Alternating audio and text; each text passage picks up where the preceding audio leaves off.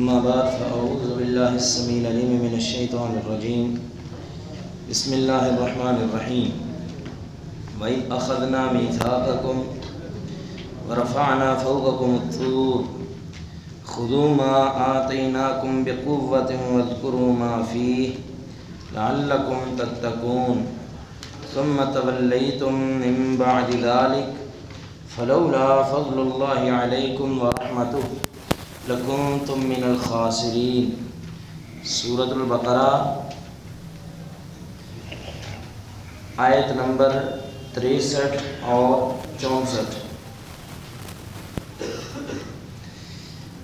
وَإِذَا أَخَذْنَا مِيثَاقَكُمْ، اور جب ہم نے لیا تم سے پختہ وعدہ، وَرَفَعْنَا، اور ہم نے بلند کیا، فَوْقَكُمْ تمہارے اوپر، الطُّورَ طور پہاڑ کو، خذو تم پکڑو، ما آتیناکم جو دیا ہم نے تم کو، بقوۃ مضبوطی کے ساتھ، واذکروا ما فیہ اور جو کچھ اس میں ہے اسے یاد کرو، لعلکم تتقون شاید کہ تم متقی بن جاؤ، ثم تولیتم پھر گئے تم، من بعد ذالک اس کے بعد، فلولا فضل اللہ علیکم ورحمتہ بس اگر نہ ہوتا اللہ کا فضل تم پہ اور اس کی رحمت، لکنتم البتہ ہو جاتے تم، من الخاسرین گھاٹا پانے والوں میں سے، نقصان اٹھانے والوں میں سے۔ دہرا لیں،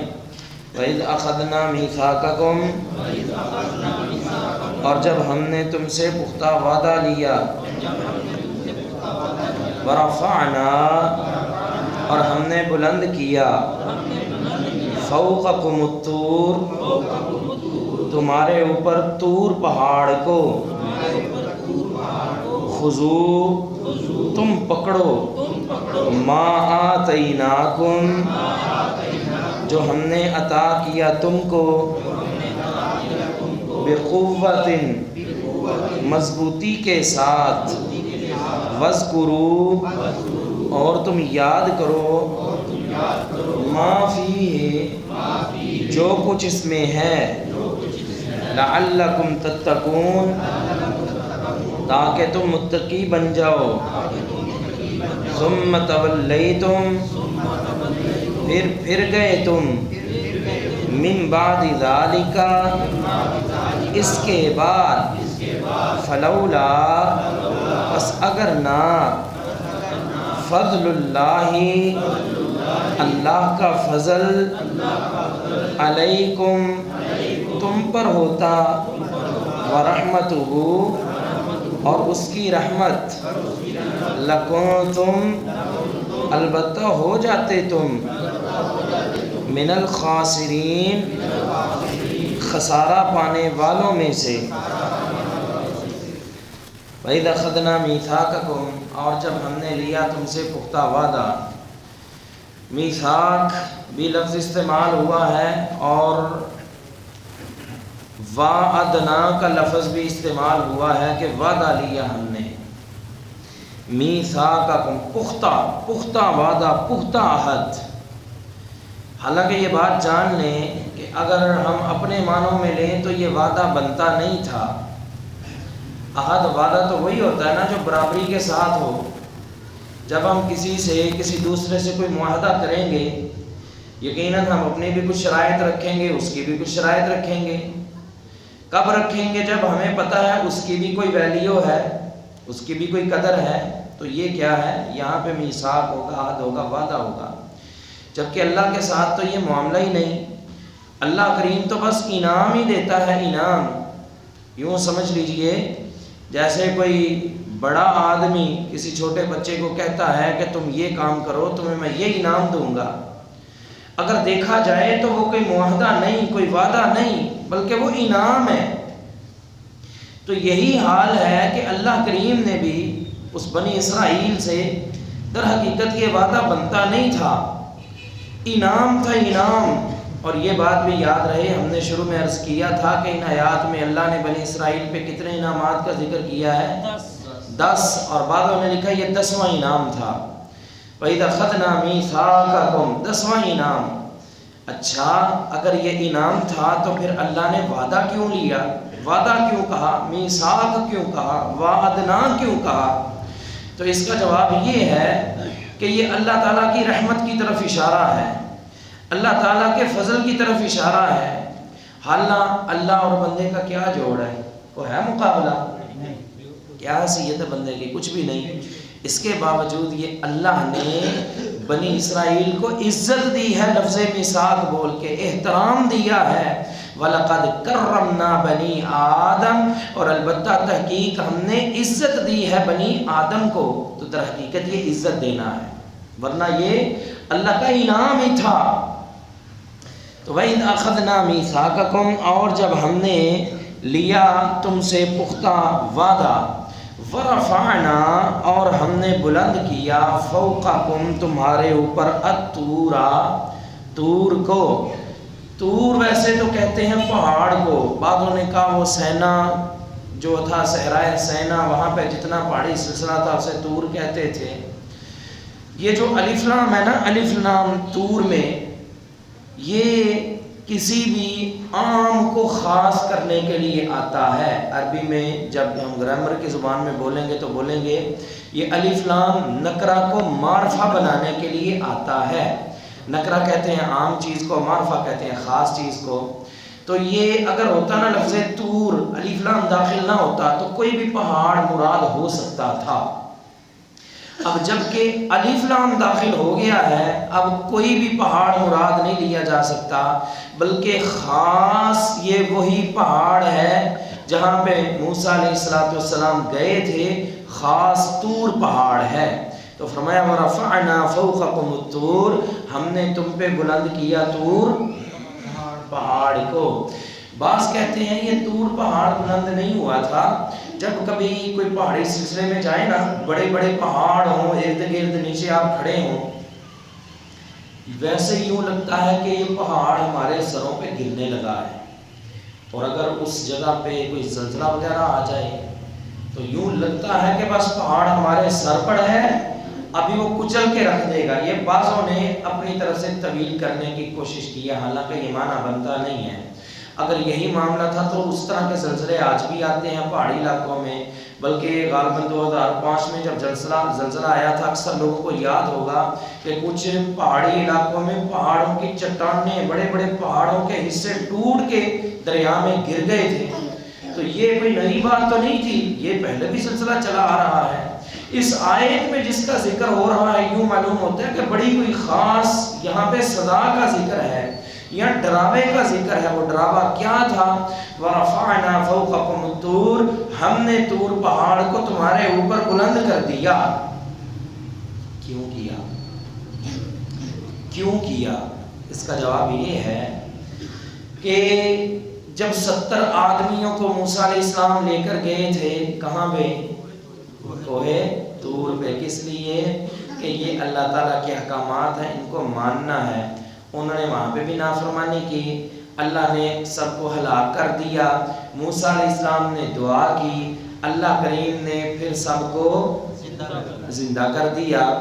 اب ان کو پتہ تو چل گیا یہ اللہ کی طرف سے ہے، اب ان پہ یہ پابندی تھی کہ وہ جا کے باقی قوم کو بتلائیں یہ اللہ تعالیٰ کی طرف سے ہے، لہذا اس کے جو احکامات ہیں نا تورات کے، وہ سارے مانو، اس پہ عمل کرو۔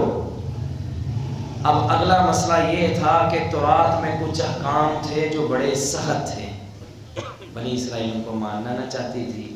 دوسرا، یہ بندے جو 70 گئے ہوئے تھے، آ کے انہوں نے تھوڑی سی خیانت کی، انہوں نے بولا کہ ہم وہاں پہ گئے تھے، اللہ تعالیٰ نے ہمیں یہ رخصت دی ہے، جس پہ عمل ہوتا ہے کر لو، جس پہ عمل نہیں ہوتا نہ کرو۔ یہ پہ عمل ہوتا ہے کر لو، یہ نہیں کوئی نہیں، اللہ بڑا غفور رحیم ہے، بخشنے والا ہے۔ ہم بھی یہ جملہ بولتے ہیں نا، وہ شریعت ایڈی سخت کوئی نہیں، مولویاں سخت کی تھی یہ، تے اللہ بڑا بخشن والا ہے، میرا تے اللہ نہ معاملہ، اللہ مجھے معاف کر دے۔ تمہارے لیے کوئی اللہ نے علیحدہ شریعت نازل کی نہیں، احکام سب کے لیے ایک ہے، تو اللہ تعالیٰ کا قانون سب کے لیے ایک ہی ہے۔ اب انہوں نے یہ معاملہ پیش کیا کہ ہمیں رخصت ہے، جس پہ مرضی عمل کریں، مشکل ہے تو چھوڑ دیں۔ قوم نے سرے سے نافرمانی کرنی شروع کر دی، وہ تو آگے چاہتے تھے ہمیں نرمی ملے، رخصت ملے. وہ تھوڑی سی رخصت ملی ان کو اپنے ساتھیوں کی طرف سے، وہ پکے ٹھکے نافرمان ہو گئے. اللہ اکبر. اب یہ ساتھ ساتھ اپنا بھی حال دیکھتے جائیں. ہمیں ملی تھی 50 نمازیں. موسیٰ علیہ السلام نے کہا بھی ہے محمد صلی اللہ علیہ وسلم جائیں اللہ کے پاس، کم کروائیں. 45 40 35 30 کرتے کرتے 5. پھر کہا محمد صلی اللہ علیہ وسلم جائیں، مجھے پتا ہے، میرا تجربہ ہے بنی اسرائیل پہ، یہ نہیں مانتے، جائیں. اللہ کے نبی علیہ السلام نے فرمایا نہیں، اب مجھے بھی حیا آتا ہے کہ میں دوبارہ جاؤں. 5 نمازیں، صرف 5. کتنی نمازیں؟ صرف 5 نمازیں نبی علیہ السلام لے کر آئے. لیکن یہ امتی ہے، یہ عاشق ہے، یہ محب ہے، دعویٰ تو کرتا ہے نبی علیہ السلام کے لیے جان بھی قربان کر دوں گا، لیکن جب احکام ماننے کی باری آئی تو کہتا ہے کوئی نہیں، اللہ معاف کرے گا، نہیں پڑھی جاندی، کم تو ٹائم ہی نہیں ملتا، یہ ہو گیا، طرح طرح کے بہانے. اللہ اکبر. انہوں نے بھی یہی کیا تھا، جو سخت لگتا اس کو چھوڑ دیتے. اب اللہ تعالیٰ نے فرمایا اچھا تم نہیں صحیح ہوتے. تفسیر جلالین میں ہے کہ اس پہاڑ کو جڑ سے اکھیڑا گیا، اور قرآن مجید میں اسی کی طرف اشارہ ہے. وَإِذْ نَتَقْنَا الْجَبَلَ فَوْقَهُمْ، اور جب ہم نے پہاڑ کو ان کے اوپر بلند کر دیا، كَأَنَّهُمْ ظُلَّةٌ، یوں معلوم ہوتا تھا جیسے وہ پہاڑ ان پہ سایہ ہے، وَهُوَ وَاقِعٌ بِهِمْ، اور ان پہ گرنے والا ہے، واقع ہونے والا ہے. تو حقیقت میں ایسا ہی ہوا. اس پہاڑ کو اللہ نے اٹھایا، ایک طرف سمندر ہے، ایک طرف وہ صحرا ہے، اس صحرا میں یہ لوگ ہیں. وہ پہاڑ کو اکھیڑا اور یوں ہوا میں معلق کر دیا اور بلند کر دیا. اور اب کہا بتاؤ تورات کے احکامات مانتے ہو کہ نہیں مانتے؟ سب نے کہا جی جی اللہ، اس پہاڑ کو پیچھے کریں، ہم مانتے ہی مانتے ہیں. اللہ، جب عذاب آیا ہو نا، دیکھ کے بڑی جلدی دل ڈرتا ہے. اور علماء کی نصیحتیں بھی بڑی جلدی اثر. ہم نے نہیں دیکھا یہ زلزلے کے وقت میں یا کرونا کے وقت میں، ہم نے دیکھا لوگوں کو جس نے کبھی نماز بھی نہیں تھی پڑھی، وہ بھی اعتراض کر رہا تھا، لو جی مسیتاں بند ہو گئی ہیں. یقین جانے وہ مولویوں پہ اعتراض، لو جی بڑے مولوی بنے پھرتے ہیں، انہوں نے کہا پتا ہے، لو جی کہتے ہیں مسیتاں دے وچ نہ ہو جی، 5 بندے نماز پڑھ سکتے، لو جی وقفے وقفے سکتے، اور اس نے کبھی نماز پڑھی نہیں ہے. اللہ اکبر. تو جب ایسا کوئی عذاب آتا ہے نا، دیکھ کے بندے کا دل بڑی جلدی نرم ہوتا ہے، فوراً وہ اثر قبول کرتا ہے اور نصیحت قبول کرتا ہے. انہوں نے بھی ایسا ہی کیا، کہا اللہ اس کو پیچھے کر دے، ہم تورات کے ہر حکم پہ عمل کریں گے. اللہ تعالیٰ نے فرمایا خذوا ما آتیناکم بقوۃ، خذوا تم پکڑو، ما آتیناکم جو ہم نے تمہیں عطا کیا، بقوۃ پوری طاقت کے ساتھ. کیا مانا؟ اس کتاب کو مضبوطی سے پکڑ لینا ہے. کیا مانا ہے؟ مضبوطی سے پکڑ لینا. مضبوطی سے پکڑ لینا کا معنی یہ ہے مضبوطی سے اس کو تھام کے رکھو، اس کے ہر حکم پہ چلنے کی کوشش کرو، اس کے ہر آیت پہ عمل کرنے کی کوشش کرو. یہ معنی ہے مضبوطی سے. بلکہ نبی علیہ السلام کو وہ غدیر قوم کا خطبہ جب نبی علیہ السلام نے فرمایا کہ میں تم میں 2 چیزیں چھوڑ کے جا رہا ہوں، کتاب اللہ و عطرتی، ایک اللہ کی کتاب اور دوسری میرے اہل بیت کی محبت. کتاب اللہ کو مضبوطی سے تھامنا. نبی علیہ السلام نے اس پہ ابھارا اور ترغیب دی. ورغب، صحابہ کہتے ہیں بہت زیادہ ترغیب دی اور بہت زیادہ ابھارا.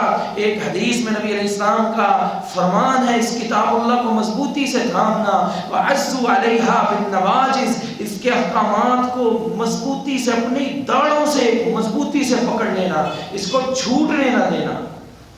کیا مانا ہے؟ داڑھوں سے اس کتاب کو پکڑنا ہے؟ نہیں، بلکہ جس طرح داڑھوں سے کسی چیز کو مضبوطی سے پکڑا جاتا ہے، جو چیز داڑھ کے نیچے آ گئی وہ کتنی ہی مضبوط کیوں نہ ہو، اب وہ چھوٹ نہیں سکتی، داڑھ کی پکڑ بڑی مضبوط ہوتی ہے. فرمایا اسی طرح تمہارا کتاب اللہ سے تعلق ہونا چاہیے، اس قدر مضبوطی سے تھام کے رکھنا کہ کتاب اللہ کو کسی لمحے میں تمہیں چھوڑنا نہیں ہے. تم نے خذوا ما آتیناکم بقوۃ، اس کو قوت کے ساتھ پکڑو. واذکروا ما فیہ، جو کچھ اس میں ہے اسے یاد کرو. اللہ اکبر. جو کچھ تورات میں ہے اسے یاد کرو. جو کچھ اس کے میں احکام ہیں اسے یاد کرو. ہمیں بھی یہی حکم ہے. یہ جو کتاب اللہ ہے اس کو مضبوطی سے تھامیں, مضبوطی سے پکڑیں. تمسک بالکتاب والسنہ, کتاب و سنت کو مضبوطی کے ساتھ اس کے ساتھ اپنا تعلق و رشتہ قائم کریں. اور وَاذْكُرُوا مَا فِيهِ, جو کچھ ان میں ہیں انہیں یاد کرتے رہیں. فرمایا کہ ہم نے ان سے یہ وعدہ کیا تھا اور طور پہاڑ کو ان کے اوپر بلند کیا. فرمایا خُذُوا مَا آتَيْنَاكُمْ بِقُوَّةٍ, مضبوطی کے ساتھ اس کے احکامات کو تھام دو. وَاذْكُرُوا مَا فِيهِ, اور جو کچھ اس میں ہے اس کو یاد کرو. لَعَلَّكُمْ تَتَّقُونَ, تاکہ تم تقوی اختیار کرو, یا تاکہ تم اللہ کے عذابوں سے بچ سکو. یہاں پہ بچ سکو معنی جو ہے وہ زیادہ جو ہے وہ بہتر معلوم ہوتا ہے. کیوں؟ اس کی وجہ یہ ہو سکتی ہے کہ پیچھے آپ دیکھیں کہیں غضب کا ذکر ہے, کہیں مسکنت کا ذکر ہے, اور کہیں پہ ذلت کا ذکر ہے کہ تمہارے لیے ذلت ہے, مسکنت ہے اور اللہ کا غضب ہے.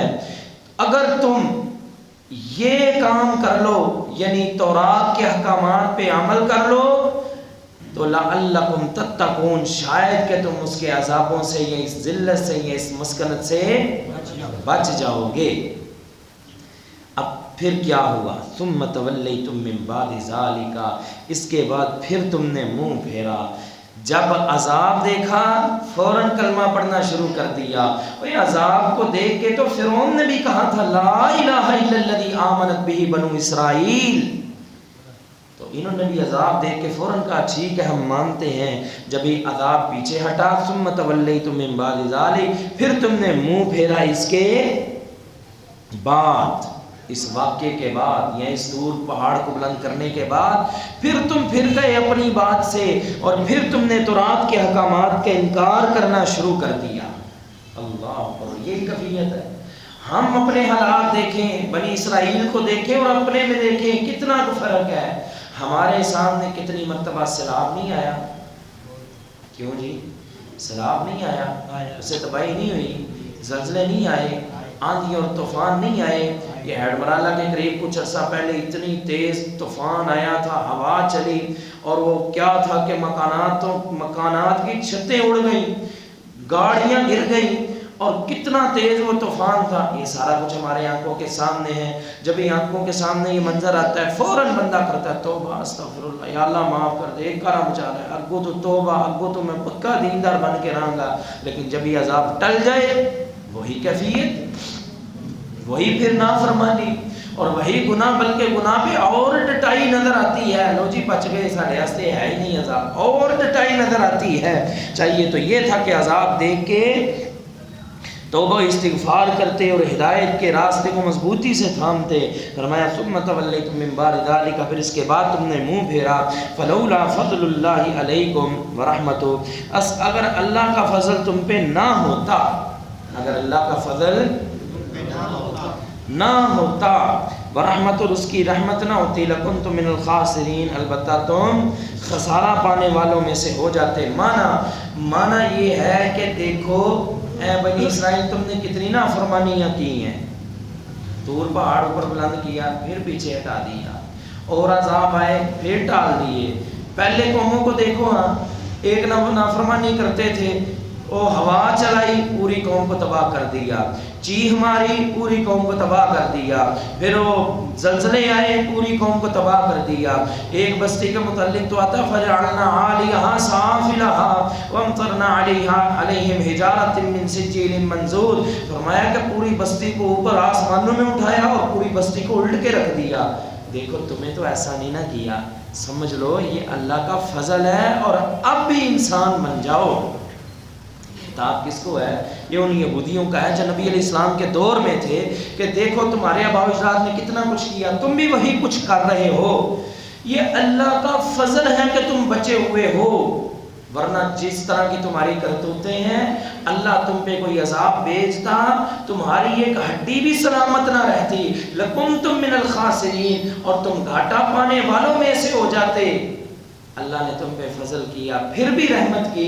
دیکھو تم نافرمانی پہ نافرمانی کرتے جا رہے ہو, وہ پھر بھی تم پہ رحمتوں پہ رحمتیں کرتے جا رہا ہے اور فضل کرتے جا رہا ہے. اس کا معنی یہ نہیں ہے کہ اس نے تمہیں بالکل ہی چھوڑ دیا. وہ پکڑتا ہے لیکن اچانک پکڑتا ہے.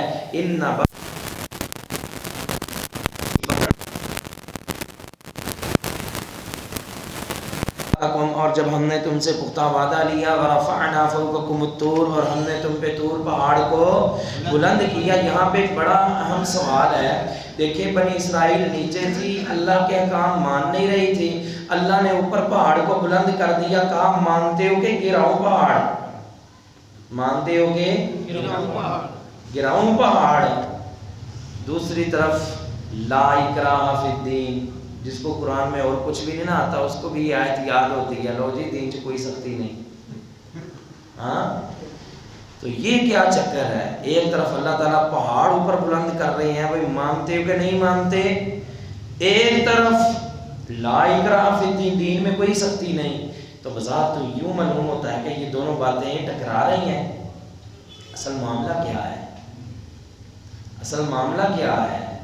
اب آپ خود کہتے ہیں دین میں کوئی سختی نہیں، تو پھر اللہ نے پہاڑ کیوں بلند کیا؟ کیوں کہا تھا مانو نہیں تو پہاڑ آئے گا، سارے کے سارے زمین کے اندر ہی دھنس جاؤ گے اور ملیاں میٹ ہو جاؤ گے.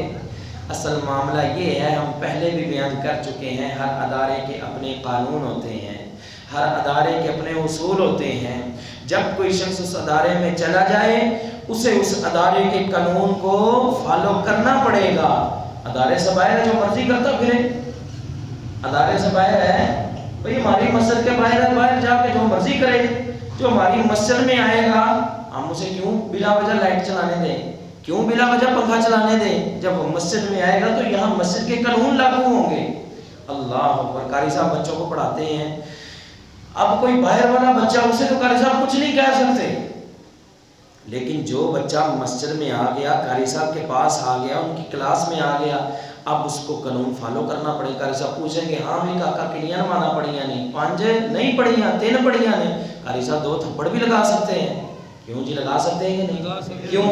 کیونکہ وہ بچہ قاری صاحب کے ادارے میں موجود ہے. اب اس کو قاری صاحب کا ہر بنایا ہوا قانون ماننا پڑے گا. کب کہا تھا قاری صاحب نے کہ ہمارے ہی مدرسے میں داخل کرواؤ ورنہ کسی اور مدرسے میں ہونے ہی نہیں دوں گا؟ اس معاملے میں کوئی سختی کی تھی؟ کوئی نہیں کی. جب تم نے اپنی مرضی کی، اپنی مرضی سے اس ادارے میں آ گئے، اب اس کے قانون کے مطابق سختی ہوگی ہی ہوگی. یہی حال ہے اسلام کا. بھئی کب کسی نے کہا سختی کے ساتھ کہ اسلام قبول کرو؟ وہاں یہاں کوئی ذکر ہے کہ اللہ نے طور پہاڑ بلند کر کے کہا تھا موسیٰ کا کلمہ پڑھو؟ ایسا تو کوئی نہیں ہے. وہ سب کلمہ پڑھنے والے تھے، وہ موسیٰ علیہ السلام کے ادارے میں سب داخل ہو چکے تھے. جب کوئی ادارے میں داخل ہو جائے اسے قانون ماننا پڑے گا. بھئی یہاں پہ کسی کو کوئی کال آئی ہو فرانس سے، یونان سے، بھئی آجا ساڑھے کو، کوئی ہے بندہ؟ بولتا نہیں بھئی، کوئی نہیں نا. اب اگر کوئی شخص خود اپلائی کرے، خود محنت کرے، خود فرانس میں چلا جائے اور وہاں جا کے کہے بھئی میں آپ کا قانون نہیں مانتا، اسے رہنے دیں گے؟ کیوں نہیں رہنے دیں گے؟ آپ کوئی بندہ کہ ان کے ملک میں جانے میں تو کوئی سختی، بھائی ان کے ملک تک پہنچنے میں کوئی سختی نہیں، لیکن جب اس ملک میں جائیں گے وہاں کا قانون تو تمہیں ماننا پڑے گا. جب ہمارے پاکستان میں آؤ گے، آنے کا کب ہم نے تمہیں پابند کیا، کب سختی کی ہے؟ لیکن جب ہمارے ملک میں آؤ گے تو تمہیں ہمارے ملک کا قانون نہیں مان سکتے. دفع ہو جاؤ، نکل جاؤ ہمارے ملک سے، ہم تمہیں کیوں رہنے دیں؟ اللہ اکبر. تو یہی حال ہے دین اسلام کا.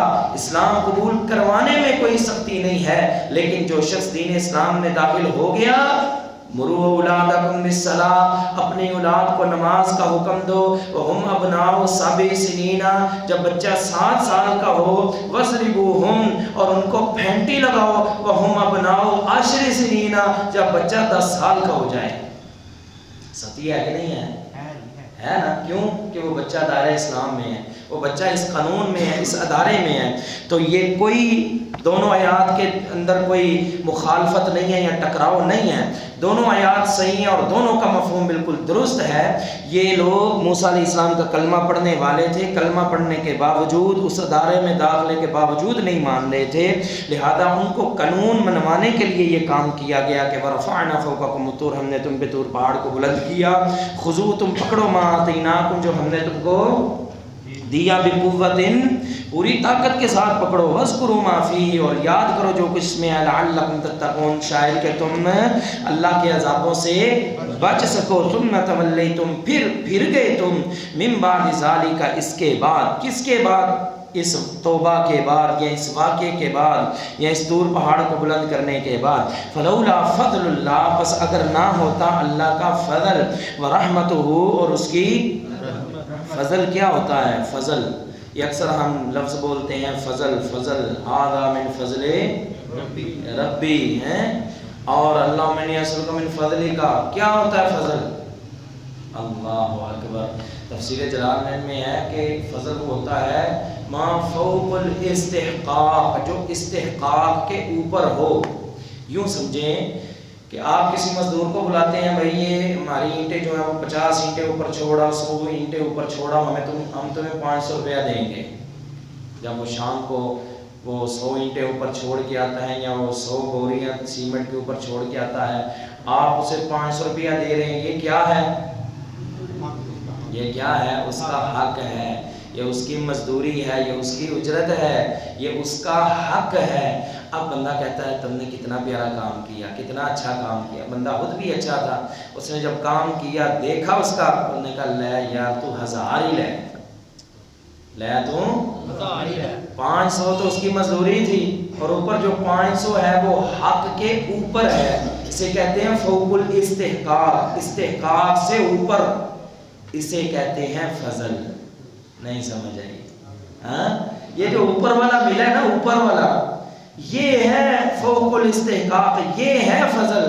ہم جب مسجد میں آتے ہیں نا، نماز پڑھ کے باہر جانے لگتے ہیں، کیا کہتے ہیں؟ اللہم انی اسألک من فضلک، اللہ ہم تجھ سے تیرا فضل مانگتے ہیں۔ کیا یہ جو نماز پڑھی ہے صرف اس کا اجر مانگ رہے ہیں، اس کی مزدوری؟ اگر اس کی مزدوری مانگیں گے کل کو تو بخشش ہی نہیں ہوگی، بلکہ اللہ اس کی مزدوری تو لینی ہے، لیکن اوپر جو تم نے اس سے کئی گنا زیادہ فضل دینا ہے، ہم تو تم سے اس کا سوال کرتے ہیں۔ اللہ اکبر۔ عدل کریں تے تھڑ تھڑ کمن اچیاں شانہ والے، فضل کریں تے بخشے جاون میں ورگے منہ کالے۔ تو کسی کی بخشش ہونی ہے اللہ کے فضل سے ہی ہونی ہے۔ فرمایا فلولا فضل اللہ، اور اگر نہ ہوتا اللہ کا فضل، ورحمتہ، اور اس کی رحمت تم پہ، لکنت من الخاسرین، البتہ ہو جاتے تم گھاٹا اور نقصان پانے والوں میں سے۔ نماز کی جو نشست ہے وہ انشاءاللہ ہم ہفتے میں ایک دن رکھتے ہیں، جمعرات کو کیا کریں گے۔ جمعرات کے جو ہے نا نشست وہ نماز کے متعلق ہوگی، باقی انشاءاللہ جو ہے باقی ایام ان میں ہم تفسیر کا ہی بیان کیا کریں گے، تاکہ وقت جو ہے وہ زیادہ نہ لگے اور بھائی ساتھی پریشان نہ ہوں۔ وآخر دعوانا الحمدللہ رب العالمین، الحمدللہ رب العالمین، والصلاة والسلام علی سید الانبیاء والمرسلین، اللہم صلی علی محمد وعلی آل محمد وبارک وسلم وصلی علیہ۔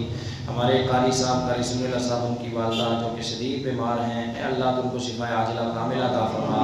ہماری اسی مسجد کے نمازی سرور خان صاحب جو بیمار ہیں، اے اللہ ان کو بھی شفا عاجلہ کاملہ عطا فرما۔ اللہ جتنے بیمار ہیں گھروں میں، ہسپتالوں میں، سب کو شفا یاب فرما۔ اللہ ہم سب کے صغیرہ کبیرہ گناہ معاف فرما۔ اللہ اس محفل کو، اس مجلس کو اپنی رحمتوں اور برکتوں سے بھر دے۔ اللہ اس محفل، اس مجلس کے ذریعے قیامت کے دن ہماری نجات کا سامان پیدا فرما۔ اللہ اس محفل کو قیامت کے دن ہمارے لیے نجات کا ذریعہ بنا۔ اللہ اس قرآن کی محبت ہمارے دلوں میں قائم دائم فرما۔ اللہ اس قرآن کا نور ہمارے سینوں میں بھر دے، اور اس کی قرآن کو ہمارا قائد بنا، جس کے ذریعے قیامت کے دن جنت کا راستہ آسان ہو سکے۔ سبحان ربک رب العزت عما یصفون، ربنا تقبل منا انک انت السمیع العلیم وتب علینا انک انت التواب الرحیم۔ وصلی اللہ تعالی علی خیر خلقہ محمد وعلی آلہ وصحبہ اجمعین۔